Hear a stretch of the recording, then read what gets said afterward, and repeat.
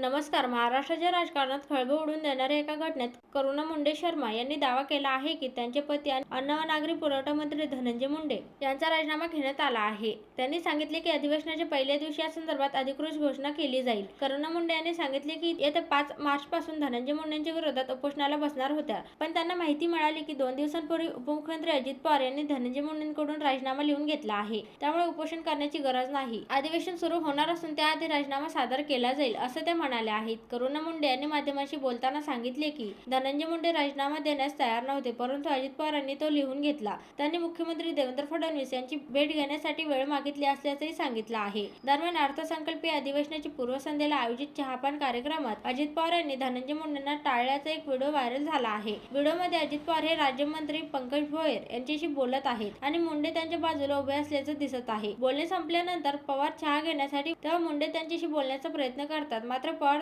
मुंडेंकडे दुर्लक्ष करून निघून जातात. या घटनेबाबत विचारले असता अजित पवार यांनी व्हिडिओ व्हायरल होतोय असा प्रतिप्रश्न करत मुंडे त्यांच्या सोबतच होते असं सांगत त्यांनी मुंडेंना टाळल्याचा इन्कार केला आहे. दुसरीकडे जितेंद्र आव्हाड यांनी प्रतिक्रिया देताना म्हटले आहे की मुंडे अजिबात राजीनामा देणार नाहीत. सरकारची 80 दिवस बदनामी होत आहे तरी या लोकांना काही फरक पडत नाही. संजय राऊत यांनी सांगितले की धनंजय मुंडेंना राजीनामा द्यावाच लागेल, कारण त्यांच्या जवळच्या माणसाला एका हत्या प्रकरणात सूत्रधार असल्याचे आरोपपत्रात म्हटले आहे. मुख्यमंत्री फडणवीस यांनी माणिकराव कोकाटे यांच्या संदर्भात न्यायालयीन निर्णयाची प्रतीक्षा असल्याचं सांगितलं आहे.